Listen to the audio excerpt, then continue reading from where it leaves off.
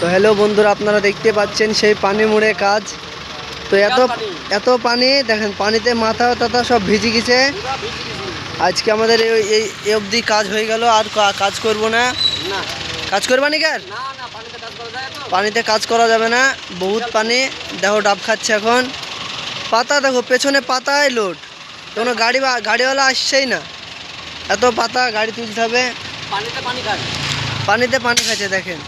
আর নারকেল দেখতে পাচ্ছেন বন্ধুরা, অনেক হয়েছে নারকেল। তো একটা গ্রাহক আসলো, দেখো নেবে না। দো দে দো। তো দেখতে পাচ্ছেন এখন ডাব কাটছে, দুটো ডাব নেবে বন্ধুরা।